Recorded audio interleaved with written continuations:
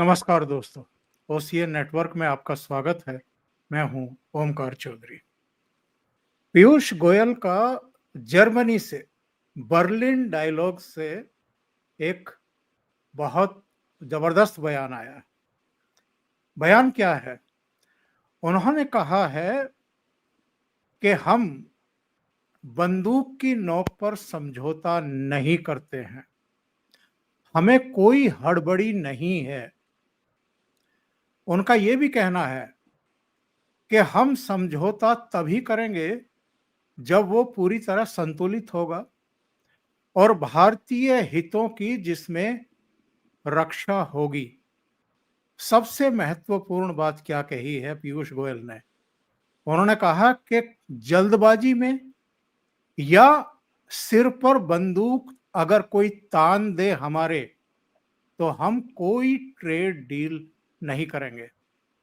उन्होंने ये भी कहा है कि ईयू से हमारी बातचीत चल रही है, अमेरिका से भी बातचीत चल रही है, कई दूसरे देशों के साथ भी चल रही है, यानी यूरोपीय संघ और कई दूसरे देशों और अमेरिका के साथ भी चल रही है। और हम ये सोच करके कभी समझौता नहीं करते कि कौन हमारा मित्र है, कौन करीबी मित्र है, या कौन किसके साथ, मतलब भारत के किस तरह के रिलेशन है। हमारी सर्वोच्च प्राथमिकता केवल और केवल ये है कि हमारे राष्ट्रीय हित कहां सुरक्षित हैं। अमेरिका से हमारे साथ जुड़ रहे हैं आदित्य सत्संगी साहब। उन्हीं से समझने की कोशिश करते हैं। एक तो ये घटनाक्रम है, इसका मतलब क्या है, इसके संदेश क्या हैं, और डोनाल्ड ट्रंप ने इधर दिवाली पर जो प्रधानमंत्री से बात की और उसके बाद वहां बैठ करके जो बयानबाजी की, उसका अलग से हमारे विदेश विभाग ने खंडन किया है कि ये जो डोनाल्ड ट्रंप कह रहे हैं कि 40% ईंधन खरीद में कटौती कर देगा रूस के साथ भारत, ये ऐसा कोई आश्वासन, कोई वादा प्रधानमंत्री नरेंद्र मोदी ने डोनाल्ड ट्रंप से नहीं किया है। यानी बार बार वो या तो गप मार रहे हैं या जानबूझ करके इस तरह की हरकत कर रहे हैं ताकि डोमेस्टिक पॉलिटिक्स में नरेंद्र मोदी को नुकसान हो, वो प्रेशर में आए और फिर उनकी बात मान लें। इसके अलावा भी 2-3 मुद्दे हैं, उन पर भी चर्चा करेंगे। सीधे जोड़ लेते हैं सत्संगी जी को और फिर चर्चा को आगे बढ़ाते हैं। बहुत स्वागत है आदित्य जी, नमस्कार। नमस्कार आपको और आपके दर्शकों को नमस्कार, और thank you for inviting me again. Thank you so much, most welcome. Aditya ji, ये जो नया डेवलपमेंट है, पीयूष गोयल ने जर्मनी की धरती से बर्लिन में जो डायलॉग्स चल रहे हैं वहां कहा है कि हम अगर कोई बंदूक तान करके किसी टाइम फ्रेम में कि दिसंबर तक 40% ईंधन की कमी कर देगा भारत, और ये हमारा मुद्दा है, इस पर जो है भारत सहमत हो, और मोदी जी ने मुझे आश्वस्त किया है। तो मोदी जी तो खैर धीर गंभीर व्यक्ति हैं और वो सारे कूटनीतिक दांव पेच समझ रहे हैं, इसलिए खामोश रहते हैं, लेकिन जिनको बोलना है वो बोलते हैं। पीयूष गोयल हों, एस जयशंकर हों, हमारा विदेश मंत्रालय हो, वो उनके हर जो नहीं कहा गया उसको वो पेश करते हैं कहानी बना करके। उन मनोहर कहानियों की हवा निकाल देते हैं हमारे ये 2-3 मंत्री और विदेश मंत्रालय जी।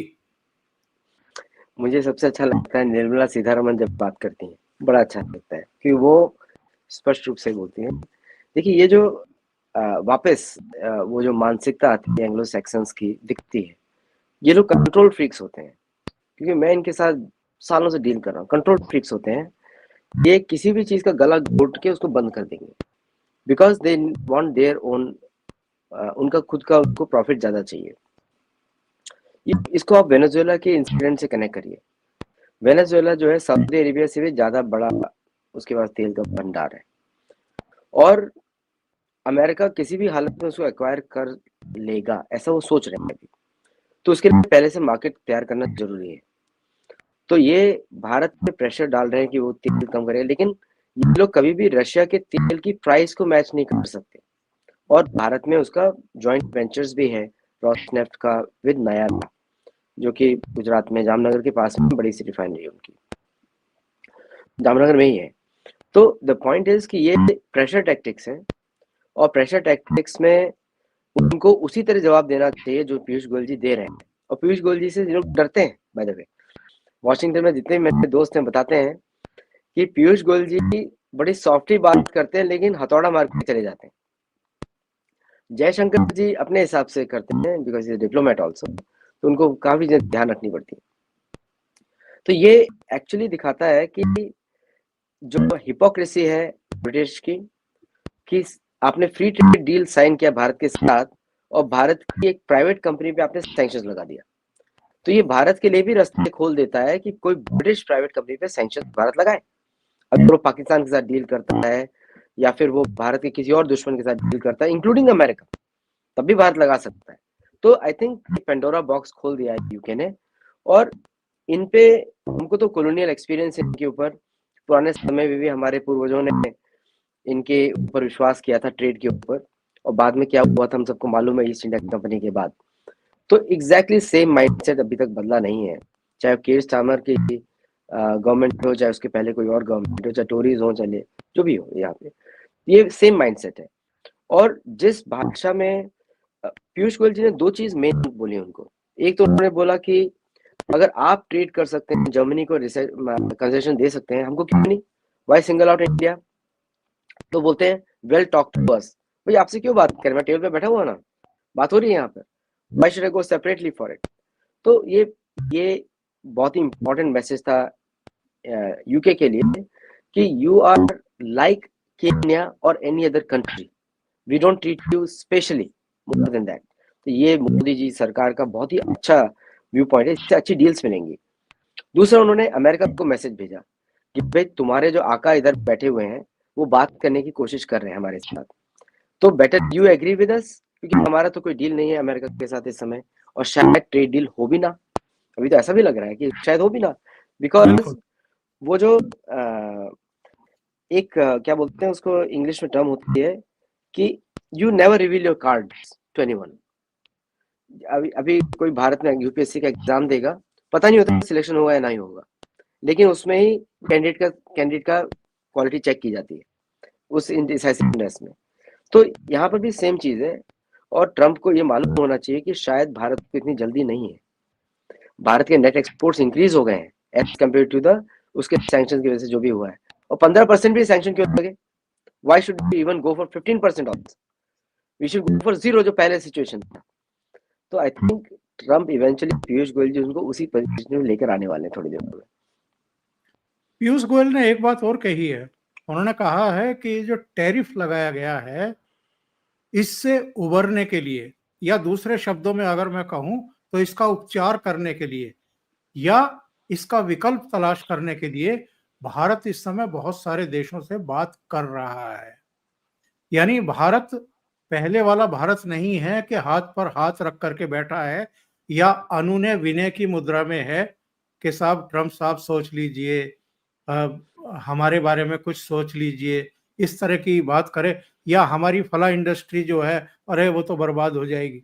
ऐसा नहीं है।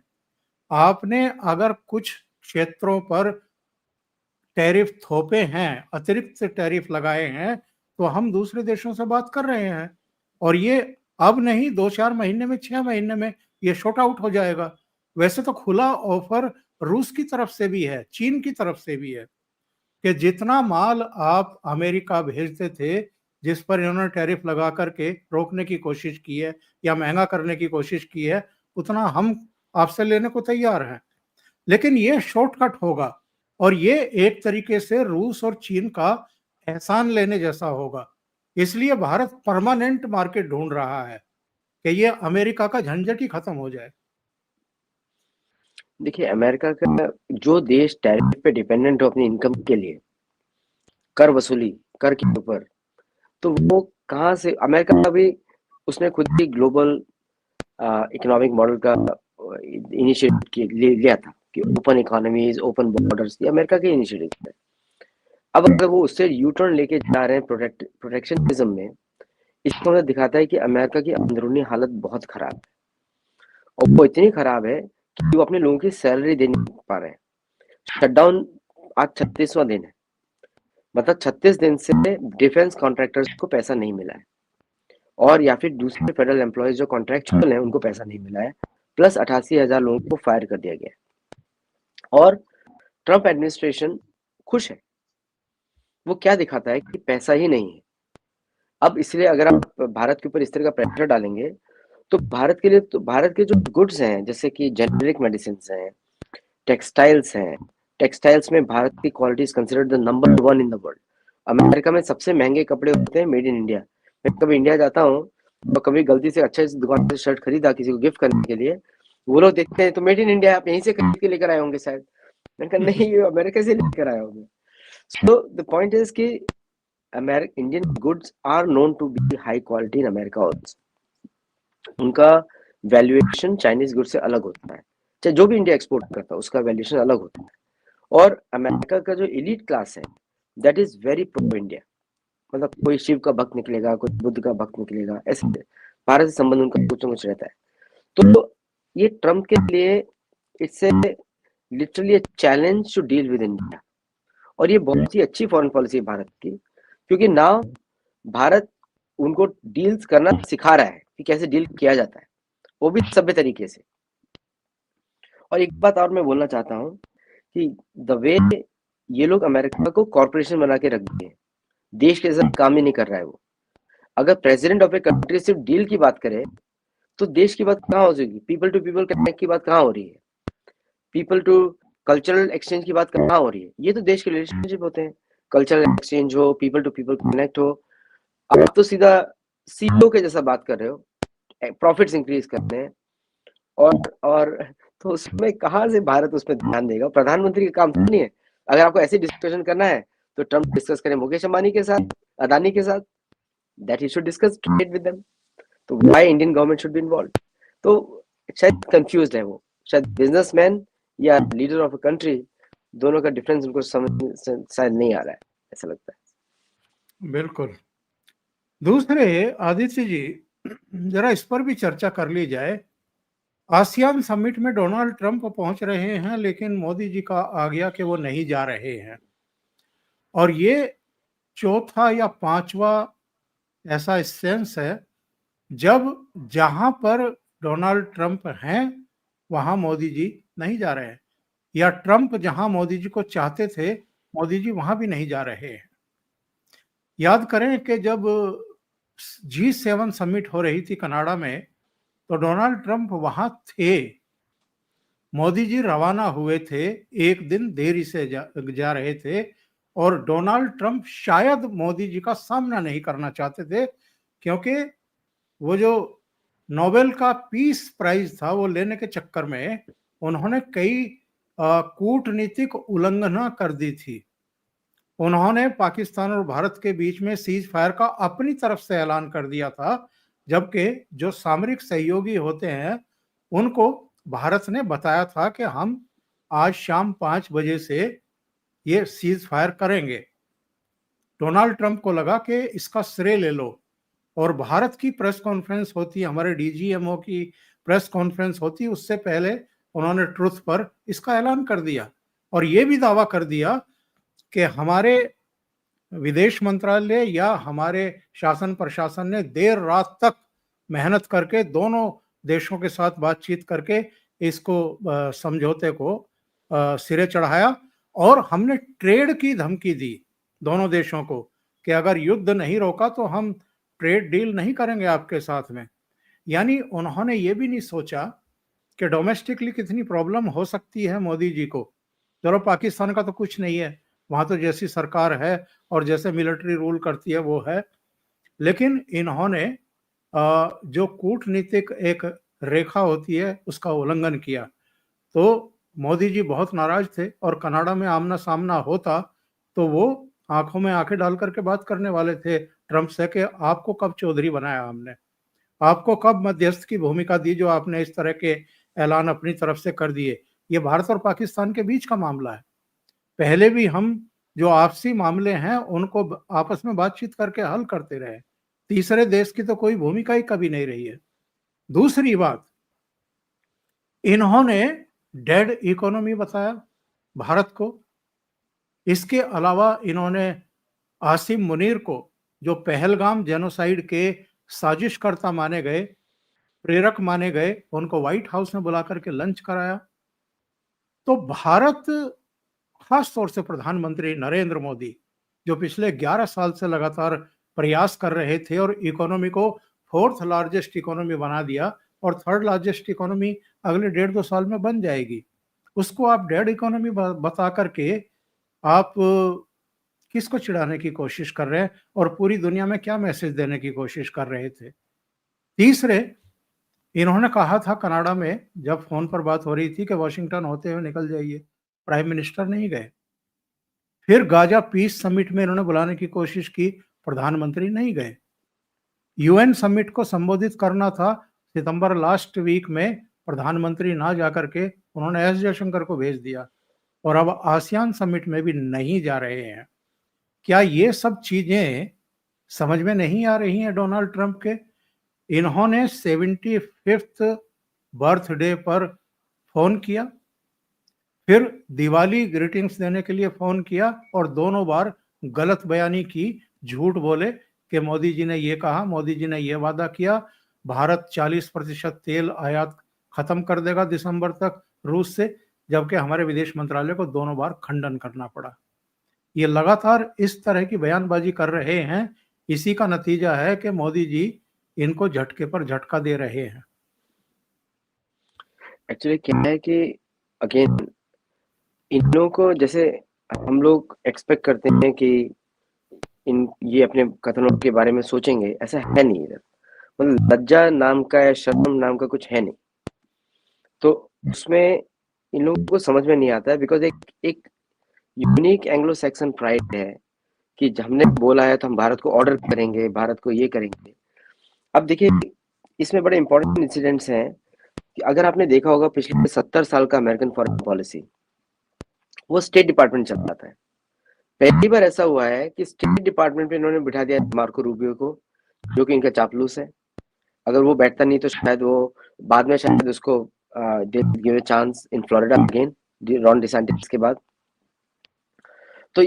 तो ये पूरा एक डोमेस्टिक मागा क्राउड को एड्रेस करने का इनका पॉलिसी है।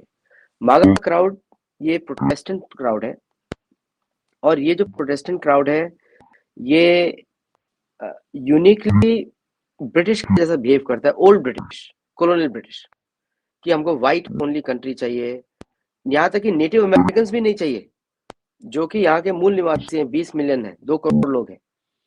तो ये उस क्राउड को संबोधित करते हैं हमेशा, और वो क्राउड इकोनॉमिकली मोस्ट बैकवर्ड है। अमेरिका की जो 65% जीडीपी है वो डेमोक्रेट स्टेट से आती है, और मैं नाइदर डेमोक्रेट हूँ मैं रिपब्लिकन, ठीक है, तो मैं दोनों साइड से इंडिपेंडेंट हूँ।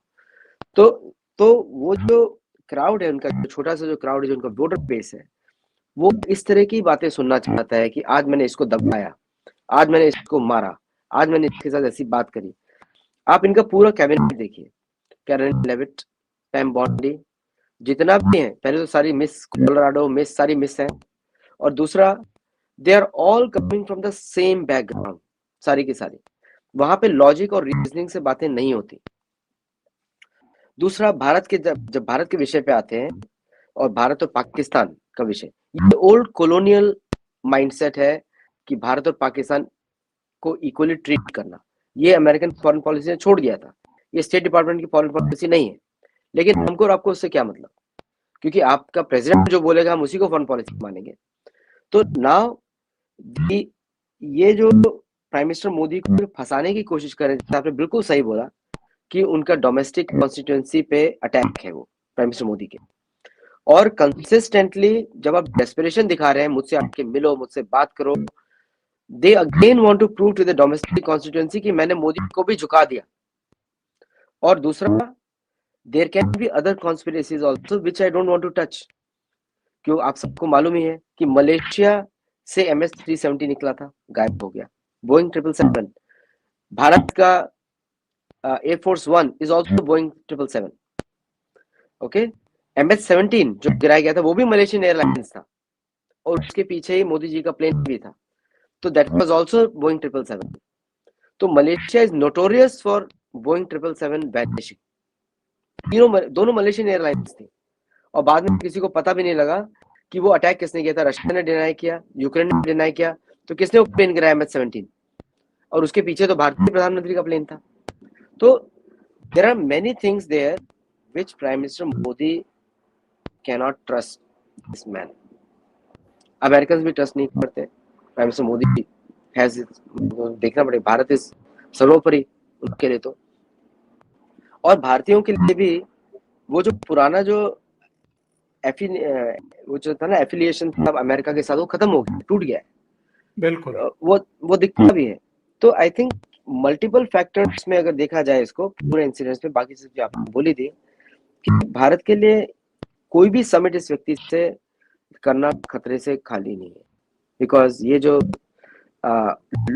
लूज टॉक, बदतमीजी से बात करना या विम्सिकली बात करना या फिर लोगों को नीचे दिखाना हैज बिकम द हॉलमार्क. और जब भी किसी को फ्रेंड बोलते हैं ना, मैं तो बड़ा हंस रहा था. मैंने कहा मोदी जी को आप जानते नहीं, आप जितनी बार फ्रेंड बोलेंगे वो भी आप उतनी बार फ्रेंड बोलने वाले हैं. Okay, so it's is reciprocation, doesn't mean anything. अगर आप यू डोंट मीन एनीथिंग, वो भी डजंट मीन एनीथिंग. तो भारत के दोस्त कम ही रहेंगे, क्योंकि एज भारत जब ग्रो करेगा तो these people are competitors, not partners. अभी तो चूंकि इन्होंने डोमेस्टिक पॉलिटिक्स में प्रधानमंत्री नरेंद्र मोदी को लेट डाउन करने की कोशिश की, नुकसान पहुंचाने की कोशिश की, इसके बावजूद वो हर चुनाव को बहुत चुनौती की तरह लेते हैं. देखिए, आप लोकसभा चुनाव में थोड़ा सा नुकसान हुआ उनको, 240 पर बीजेपी अटक गई, यानी 32 सीटें कम रह गई इंडिपेंडेंटली बहुमत से. फिर भी एक मजबूत सरकार वो चला रहे हैं, और उसी गति से चला रहे हैं जितनी गति से 2014 और 2019 में उनकी सरकार बनी थी पूर्ण बहुमत वाली, उसी तरीके से चला रहे हैं. अब जो लोकसभा चुनाव के बाद 5 राज्यों के चुनाव हुए हैं, उनमें 4 राज्यों में बहुत बेहतरीन प्रदर्शन बीजेपी का रहा है. 3 राज्यों में उसने सरकार बना ली, हरियाणा, महाराष्ट्र और दिल्ली में, और जम्मू कश्मीर में उसका शानदार प्रदर्शन रहा. पिछली बार के विधानसभा चुनाव में 25 सीटें थी, इस बार 29 सीटें उसकी जीत गई. घाटी को लेकर के किसी को गलतफहमी नहीं थी कि बीजेपी को वहां कोई सीट मिलेगी, नहीं मिली. सरकार नहीं बनी, कोई बात नहीं, लेकिन बहुत बढ़िया प्रदर्शन किया. यानी बीजेपी को 29 सीटें और कांग्रेस को, जिसके वहां मुख्यमंत्री भी रहे हैं, केवल 6 सीटें, और वो भी 6 के 6 मुसलमान, एक भी हिंदू नहीं. अब बिहार में अगर फिर से भारतीय जनता पार्टी, जनता दल यू का महागठबंधन जीत जाता है, एनडीए जीत जाता है, तो ये अगेन उनके विरोधी देश के भीतर भी और देश के बाहर भी जितने हैं, इंक्लूडिंग डोनाल्ड ट्रंप और पूरा डीप स्टेट, उसके लिए बहुत बड़ा झटका होगा ये. एब्सोल्युटली, क्योंकि देखिए क्या है कि पहली बात तो मेरा एक क्वेश्चन है कि why is America interested in regime changing in India. Why? पहला बात, क्यों भारत को कमजोर कर, ये तो दोस्त का चिन्ह नहीं है. आई थिंक क्योंकि भारत भी इशू उठा सकता है कि भाई आपने नेटिव अमेरिकन के साथ क्या किया. I want to recognise all sovereign native American countries. तो यूएस कॉन्स्टिट्यूशन अलाउ करता है, they are all sovereign countries. Bharat embassy खोल दे होपी के साथ, अपाचे के साथ, तो I am also ambassador of Apache nation. तो द पॉइंट इज कि भारत के अंदर आप खुल के, आप इस तरह के यूएस एम्बेसी के ऑफिशियल्स खुल के घूम रहे हैं चारों तरफ. तमिलनाडु में क्या कर रहे हैं डीएमके के साथ, बाकी प्रशांत किशोर के साथ नॉर्वेजियन लोग आके मिल रहे हैं, they are all American agents. तो इस तरह व्हाई यूएस एक्सपेक्ट्स कि वही सिर्फ अपनी बात करता रहेगा, भारत नहीं करेगा. आई थिंक कहीं ना कहीं पे हम लोगों को हमारे जो फॉरेन एस्टेब्लिशमेंट्स हैं, एम्बेसीज हैं, उनका व्यू पॉइंट भी बदलना पड़ेगा. दैट कि जिस तरह वो लोग भारत में आके अलगाववाद करते हैं, भारत को अलगाववाद की हम बात नहीं कर रहे हैं, लेकिन वहां के जो प्रताड़ित लोग हैं नेटिव अमेरिकन, उनके ऊपर बात करनी पड़ेगी, तब जाके इंटरफेरेंस बंद हो जाएगा, बिलीव मी. क्योंकि वो जैसे को तैसा वाला जो हिसाब है ना, वो शुरू नहीं हुआ. अब आपने इलेक्शंस की बात करी कि भारत में मोदी जी का प्रदर्शन अच्छा ही रहा है। मैं देख रहा हूँ उनकी बिहार की स्पीचेस में सुन रहा हूँ कि वो उसी लगन से काम कर रहे हैं जैसे वो पहले करते थे। पिछले 25 साल का उनका जो गवर्नेंस का इतिहास है, उन्होंने सारी स्पीचेस पूरे जोश में दिए हैं बिना रुके हुए। अमेरिका के पास कोई इश्यूज ही नहीं है क्योंकि अपनी जनता को ध्यान देते नहीं। एक्सपेंसेस बढ़ रहे हैं, nobody is talking about it, वो भरेंगे। अभी ये जो पूरा शटडाउन है, डेमोक्रेट्स पैसा ले रहे हैं हेल्थ केयर इंश्योरेंस कंपनीज के साथ, तो एक कॉलोनी के जैसा अमेरिका काम कर रहा है, एक कॉलोनी के जैसा। भारत तो देश है। तो यहाँ पर ये जो मोदी जी गवर्नमेंट को कमजोर करने की जो कोशिश है, उसके लिए भारत को अनेक स्टेप सोचने पड़ेंगे, इंक्लूडिंग सिक्योरिटी के हिसाब से। क्योंकि आप ये देखिए कि चर्च मिलिट्री के जैसा काम करता है और अमेरिकन प्रेसिडेंट चर्च ही सिलेक्ट करता है, लोग नहीं सिलेक्ट करते। इसलिए उसका आपका सेकेंडरी इलेक्शन होता है डेलीगेट्स वाला। डेलीगेट्स में वही आता है जो चर्च के फेवर में काम करता है। तो भारत को भी ओवरऑल स्ट्रेटेजी अमेरिका के साथ मिलिट्री रखनी पड़ेगी। Overall military first, then everything else second. इसलिए जब दिवाली पे मोदी जी आके विक्रांत पे बोले, वो मैसेज बहुत ही सटल था पूरी दुनिया की गवर्नमेंट्स को, स्पेशली अमेरिका को, कि भाई हम तैयार हैं। सुएज कैनाल से लेके मलाक्का स्ट्रेट तक बंद हो सकता है, 70% आपका ट्रेड रुक जाएगा अगर कोई इस तरह की स्थिति आई। और बाद में उन्होंने ऐलान किया दूसरा कि मैं मलेशिया नहीं जा रहा हूँ। ये एक ही कंट्री को मैसेज जाता है, हम सब समझ रहे हैं किसको जा रहा है मैसेज। तो अब आप देखेंगे थोड़े समय के बाद इनके जो रिजीम चेंजिंग ऑपरेशन बंद हो जाएंगे, क्योंकि जो अमित शाह जी ने कार्य किया है और NSCN के साथ मणिपुर में जो एक्शन हुए हैं, जो पीस वहां पे लाई गई है, this are all in that direction कि एनफ इज एनफ। अभी हम लोग थोड़ा पीठ सीधी कर रहे हैं। और नक्सल समस्या बहुत बड़ी थी, वो भी लगभग खत्म होने की स्थिति में है। अब सरेंडर कर रहे हैं, भाग रहे हैं, बंदूक छोड़ करके मुख्य धारा में आ रहे हैं, क्योंकि उनको पता है कि नहीं छोड़ेंगे ये। इन्होंने अगर फैसला कर लिया है तो फिनिश करेंगे। मार्च 31 तक, ये 2026 तक उन्होंने कह रखा है कि हम खत्म कर देंगे इनको। तो अब बहुत बड़ी संख्या में वो सब सरेंडर कर रहे हैं। इनके पास हथियार कहाँ से आते थे, पैसे कहाँ से आते थे? तो ये सब अंतरराष्ट्रीय खेल चल रहे थे भारत को डिस्टेबलाइज करने के, अशांत रखने के। और जो शक्ति है शासन की, प्रशासन की, उसको एक गलत जगह मतलब टकराने के लिए छोड़ दो ताकि ये आगे ना बढ़ने पाए। बहुत सारी चीजें, बहुत सारे फ्रंट पर जो है इस सरकार को काम करना पड़ रहा है, क्योंकि जो पूर्ववर्ती सरकारें थी, अब मनमोहन सिंह की सरकार के समय अगर प्राइम मिनिस्टर से आकर के यासीन मलिक मिल रहा है PMO में, तो आप समझ लो कि क्या हो रहा था उस समय। और प्राइम मिनिस्टर मुस्कुरा करके हाथ मिला रहे हैं। जैसे ही मोदी जी ने टेक ओवर किया, श्रीनगर में ऐसी जगह से उठा करके लाई पुलिस बल और अर्धसैनिक बल, जहां कोई घुसने की हिम्मत नहीं करता था। आज वो जेल में सड़ रहा है, उसको सजा हो चुकी है। तो ऐसे लोगों को सिर पर बैठाया जाता था उस समय। तो कई मोर्चों पर एक्चुअल में भारत सरकार को लड़ना पड़ रहा है। PFI जैसे संगठनों को बैन करना पड़ा, उनके सारे दस्तावेज जब जब्त किए गए बिहार में एक जगह से, पता लगा कि 2047 तक मोदी जी तो भारत को डेवलप कंट्री की कतार में लाकर खड़ा करना चाहते हैं और वो इस्लामिक स्टेट बनाना चाहते हैं 2047 तक। तो ये सब बहुत बड़ी साजिशें रची जा रही थी। एक एक करके सारे मोर्चों पर इनको जूझना पड़ रहा है। एक्चुअली आपने बहुत ही अच्छा पूरा एक्सप्लेन किया है। एक्चुअली ये सभी साजिश के पीछे सिर्फ 2 कंट्रीज हैं, सिर्फ 2, और बाकी सब उनके पिट्ठू हैं। और दोनों को आप जानते हैं, दोनों एंग्लो सैक्सन हैं। एक है UK और दूसरा आप जानते हैं, और उनकी 5 आइज। ये सारी गड़बड़ी के पीछे यही लोग हैं और इनके ही पिट्ठू चलते हैं। नॉर्वे के थ्रू, कभी ऑस्ट्रेलिया के थ्रू, आजकल साउथ कोरिया भी यूज करते हैं, आजकल साउथ अफ्रीका भी यूज करते हैं। साउथ अफ्रीका थोड़ा कम हो गया बिकॉज ऑफ ब्रिक्स। और ये सारी गड़बड़ी इसी सोर्स से आती थी।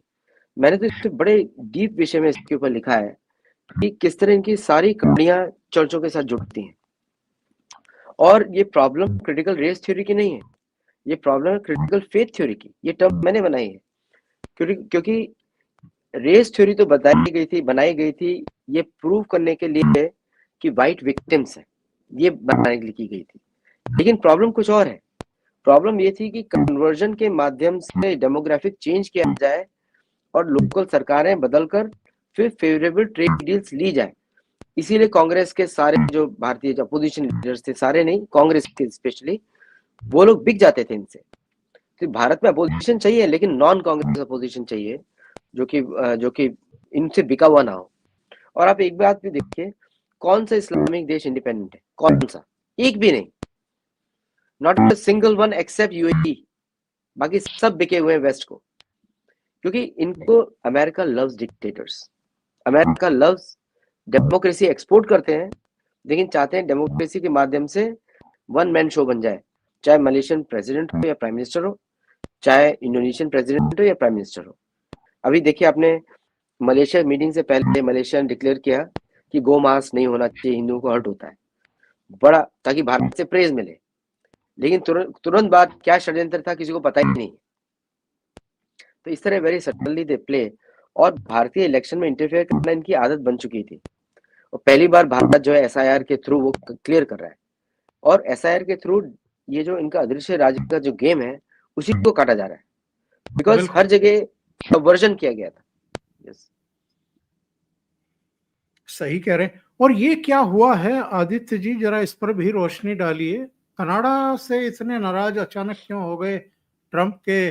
उन्होंने घोषणा कर दी कि ट्रेड डील रद्द। और वैसे तो मार्क कॉर्नी का मैं बयान देख रहा था, उन्होंने बहुत मजबूत बयान दिया है। उन्होंने कहा है कि इस तरीके से जबरन ये कनाडा में मनमाने ढंग से बाजार को कैप्चर नहीं कर सकते। एक्चुअली चर्च ऑफ इंग्लैंड ने दोनों के बीच संधि कराई थी 3 हफ्ता पहले। अब चर्च ऑफ इंग्लैंड को मालूम ही नहीं है कि डोनाल्ड ट्रंप तो अपने हिसाब से मन पे काम करते हैं। वो जो मीटिंग हुई थी व्हाइट हाउस में, वो चर्च के थ्रू हुई थी, चर्च ऑफ इंग्लैंड के थ्रू, मोनार्की के थ्रू, जहाँ पे मार्क कार्नी ने जाके बोला था, वी, मतलब हिंदी में बोल रहा हूँ कि we subject to the monarchy of Britain. तो कनाडा इंडिपेंडेंट कंट्री नहीं है। 85 में उसकी इंडिपेंडेंस हुई थी, लेकिन वापस वो वहीं पे चला गया। अमेरिका भी इंडिपेंडेंट कंट्री नहीं है, क्योंकि 78 में वापस वो चर्च के सामने वापस चले गए। अब ये जो कनाडा के साथ जो डील है, ये एक अभी तो अमेरिकन मीडिया उसको हाईलाइट कर रहा है बार बार कि रोनाल्ड रीगन को स्टेटमेंट टैरिफ वाला एक्चुअल स्टेटमेंट था, वो रोनाल्ड रीगन ने दिया था उस परिप्रेक्ष्य में, क्योंकि उस समय यूएसएसआर और यूएस का कोल्ड वॉर चल रहा था, पीक पे था, और उन्होंने तब वो स्टेटमेंट दिया था क्योंकि दोनों कंट्रीज टैरिफ लगा रही थी, तो चाहते थे कि टैरिफ यूएसएसआर का भी कम हो और इनका भी कम हो। तो ये स्टेटमेंट उस समय का था, और वहां पे भारत को लुभाने के लिए वहां भी कोशिश चल रही थी, क्योंकि 71 के बाद 83 में इंदिरा गांधी की विजिट होती है, 83 में यूएस में। तो वो उस विजिट में इंदिरा गांधी बोलती हैं कि we are an old civilisation, you are a new country, we will survive, you won't, जो बाद में अभी चाइनीज फॉरेन मिनिस्टर ने भी बोला, वैंग यी ने। तो ये स्टेटमेंट इंदिरा गांधी ने निक्सन को भी बोला था वो स्टेटमेंट, इंदिरा गांधी ने वही स्टेटमेंट रिलीज किया रोनाल्ड रीगन को। आपको याद होगा, वीडियोस आप देख सकते हैं, वॉशिंगटन डीसी आर्काइव्स में है, कि वो Indira Gandhi the way she is speaking, और रोनाल्ड रीगन 6 फीट 4 इंच के हैं, और वो 5 फीट 2 इंच के हैं या 3 इंच के हैं, लेकिन Indira Gandhi emerge as a tall leader. अब ट्रंप का जो स्टेटमेंट है कनाडा के लिए ये वाला कि आई कैंसिल एवरीथिंग, क्योंकि उसकी मागा क्राउड पे एक्सपोज हो गया। बहुत सारे कैनेडियंस और मागा क्राउड जो कि जिनका बर्थ कनाडा में हुआ है लेकिन सिटीजनशिप अमेरिकन है, इंक्लूडिंग टेड क्रूज। आपको याद होगा इलेक्शन कैंपेन में टेड क्रूज को बोला था, you are a Canadian, how can you become American president. और टेड क्रूज अभी प्रेसिडेंशियल कैंपेन के लिए 2028 में खड़ा होने वाला है। तो ये जो पूरा स्टेटमेंट था was against Ted Cruz, not for Canada. वो बताना चाहते थे, तो उन्होंने कनाडा के ऊपर उन्होंने लगाया सैंक्शंस कि मैं सारे एग्रीमेंट्स रद्द करता हूं। The message to the Canada was कि you can be changed at any point of time, और तुम्हारा यहाँ पे काम नहीं चलने वाला। और ये बात भी बिल्कुल सच है कनाडा और Mexico can not exist independent of American economy. ये बात भी सच है। तो इनको मालूम है अगर प्रेशर डाला तो Canadians will be out of business, लेकिन चर्च ऑफ इंग्लैंड वापस यहाँ पे इंटरफेयर करेगा और इन लोगों का ट्रेड डील वापस होगा। अभी मैं आंकड़े देख रहा था, 79 लाख करोड़ का बिजनेस है कनाडा और अमेरिका के बीच में। करेक्ट। अमेरिका के दो बड़ा बड़े ट्रेड पार्टनर्स हैं, number 1 is Mexico, number 2 is Canada and number 3 is China में भी। आदित्य जी, बहुत बहुत धन्यवाद। बहुत ही महत्वपूर्ण मुद्दों पर चर्चा हुई है और आपने हमारे दर्शकों को उनकी डिटेल समझाने की कोशिश की है, उसके पीछे क्या है तो ये भी बताने की कोशिश की है। दर्शकों से निवेदन है कि अगर आपको ये वार्तालाप अच्छा लगा है तो लाइक करना ना भूलें और इस वीडियो को फॉरवर्ड करें, शेयर करें। अभी तक अगर आपने ये चैनल सब्सक्राइब नहीं किया है तो सब्सक्राइब कर लें और साथ में लगे बेल आइकॉन को, और बेल आइकॉन में भी ऑल वाला बटन दबाएं ताकि जितने भी आगे वीडियो आए, प्रोग्राम आए, उनका नोटिफिकेशन आप तक जरूर पहुंच जाए। आदि जी, बहुत बहुत धन्यवाद जुड़ने के लिए। Thank you so much. नमस्कार। नमस्कार।